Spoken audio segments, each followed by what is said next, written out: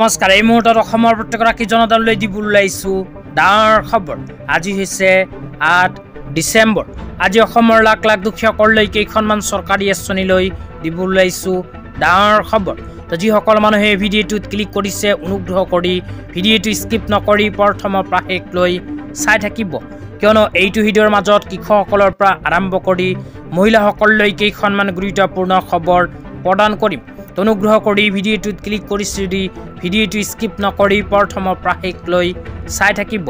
লগতে মোৰ চেনেলত নতুন হ'লে প্লিজ চেনেলটো ছাবস্ক্ৰাইব কৰি মোৰ লগত থাকিব। তো বলক ভিডিঅ'টো আৰম্ভ কৰি আজি প্ৰথমটো গুৰুত্বপূৰ্ণ খবৰৰ বিষয়ে বিস্তাৰিত জানি লওঁ। আজি প্ৰথমটো গুৰুত্বপূৰ্ণ খবৰ হ'ল মুখ্যমন্ত্ৰী জীৱন প্ৰেৰণা আঁচনিলৈ। তো আপোনালোকে মোবাইল স্ক্ৰীনত চাব পাৰিছে এনেকৈ এখন আপডেট ইতিমধ্যে আমাৰ হাতত আহি পৰিছে। ইয়াতে লিখা আছে মুখ্যমন্ত্ৰী জীৱন প্ৰেৰণা আঁচনি মুকলি।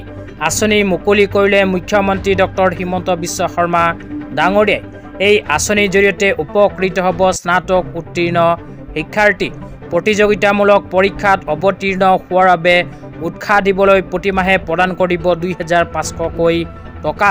স্নাতকসকললৈ এবছৰলৈ প্ৰদান কৰা হ'ব এই অনুদান। ২০২৬ ১ ফেব্ৰুৱাৰীৰ পৰা এই আঁচনিৰ ধন প্ৰদান আৰম্ভ হ'ব। ইয়াতে উল্লেখ কৰা অনুযায়ী অসম চৰকাৰে নতুনকৈ আৰম্ভ কৰিছে এক বিশেষ আঁচনি। আঁচনিখনৰ নাম হ'ল মুখ্যমন্ত্ৰী জীৱন প্ৰেৰণা আঁচনি। এইখন আঁচনিৰ জৰিয়তে স্নাতক উত্তীৰ্ণ শিক্ষাৰ্থীসকলক প্ৰতিমাহে ২৫০০কৈ টকা প্ৰদান কৰা হ'ব। যিসকল স্নাতক উত্তীৰ্ণ শিক্ষাৰ্থীয়ে এইখন আঁচনিত আবেদন কৰিছে সেইসকল শিক্ষাৰ্থীক অহা ১ ফেব্ৰুৱাৰী তাৰিখৰ পৰা প্ৰদান কৰা আৰম্ভ হ'ব ২৫০০কৈ টকা। তেতিয়া আপোনালোকক দিবলৈ আহিছোঁ আজি দ্বিতীয়টো খুবেই গুৰুত্বপূৰ্ণ খবৰ। আজি দ্বিতীয়টো গুৰুত্বপূৰ্ণ খবৰ হ'ল কৃষকসকলৰ বাবে। তো আপোনালোকে মোবাইল স্ক্ৰীনত চাব পাৰিছে কৃষকসকলৰ বাবে এনেকৈ এখন আপডেট ইতিমধ্যে আমাৰ হাতত আহি পৰিছে। তো ইয়াতে উল্লেখ কৰা অনুযায়ী ভাৰত চৰকাৰে লাখ লাখ কৃষকৰ বাবে আৰম্ভ কৰিছে এক বিশেষ আঁচনি। আঁচনিখন হ'ল প্ৰধানমন্ত্ৰী কিষাণ মানধন যোজনা আঁচনি। এইখন আঁচনিৰ জৰিয়তে কৃষকসকলে প্ৰতিমাহে নিজৰ বেংক একাউণ্টত ৩০০০কৈ টকা লাভ কৰিব। তো কেনেকৈ লাভ কৰিব, কেনেকৈ আবেদন কৰিব সবিস্তাৰে এতিয়া আপোনালোকক জনাই দিছোঁ। তো ইয়াতে প্ৰথমে লিখা আছে ছোটে और सीमित किसान को वृद्धावस्था में ৩০০০ মাসিক পেঞ্চন। তো ইয়াতে কিন্তু স্পষ্টভাৱে কোৱা হৈছে যে এইখন আঁচনিৰ জৰিয়তে সৰু ডাঙৰ সকলো কৃষকে প্ৰতি মাহতে ৩০০০কৈ টকা লাভ কৰিব। তাৰপিছত ২ নম্বৰত কৈছে ১৮ से ৪০ वर्ष के किसान है प्राप्त। এইখন আঁচনিত আবেদন কৰাৰ বাবে আপোনাৰ বয়স ১৮ পৰা ৪০ বছৰৰ ভিতৰত হ'ব লাগিব। তাৰপিছত ৩ নম্বৰত কৈছে কিষাণ দ্বাৰা 55 to 200 মাসিক যোগদান। এইখন আঁচনিত আবেদন কৰাৰ পিছত আপোনাৰ বয়স অনুপাতে প্ৰতি মাহতে ৫৫ টকাৰ পৰা আৰম্ভ কৰি ২০০কৈ টকা জমা থ'ব লাগিব।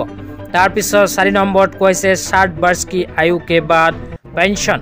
তো প্ৰতি মাহত ৫৫ টকাৰ পৰা আৰম্ভ কৰি ২০০কৈ টকা যেতিয়া জমা থ'ব, জমা থোৱাৰ পিছত ৬০ বছৰ সম্পূৰ্ণ হোৱাৰ পিছত প্ৰতিমাহে ৩০০০কৈ টকা লাভ কৰিব। তো আঁচনিখনত আবেদন কৰিব বিচাৰিলে CC চেণ্টাৰত গৈ ভিজিট কৰিব। তেতিয়া আপোনালোকক দিবলৈ আহিছোঁ আজি তৃতীয়টো খুবেই গুৰুত্বপূৰ্ণ খবৰ। তো আজি তৃতীয়টো গুৰুত্বপূৰ্ণ খবৰ হ'ল মুখ্যমন্ত্ৰী মহিলা উদ্যমিতা অভিযান আঁচনিলৈ।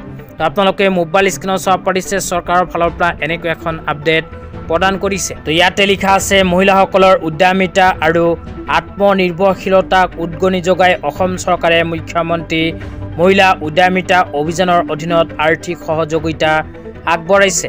আত্মসহায়ক গোটৰ অন্তৰ্ভুক্ত ৩০ লাখ যোগ্য মহিলাক ১০,০০০ টকাকৈ উদ্যমিতা পুঁজি আগবঢ়োৱা হৈছে। ৩০০০ কোটিৰো অধিক ব্যয়ৰ জৰিয়তে মহিলাসকলক সপোন পূৰণৰ ক্ষেত্ৰত চৰকাৰে আত্মবিশ্বাস আৰু মনোবল বৃদ্ধি কৰিছে। ইয়াতে উল্লেখ কৰা অনুযায়ী অসম চৰকাৰে ইতিমধ্যে আত্মসহায়ক গোটৰ যোগ্য মহিলাসকলৰ ভিতৰত ৩০ লাখ মহিলাক ১০,০০০কৈ টকা প্ৰদান কৰিছে। তো আপোনালোকে লাভ কৰিছেনে নিশ্চয় এইটো ভিডিঅ'ৰ কমেণ্ট বক্সত কমেণ্ট কৰি জনাই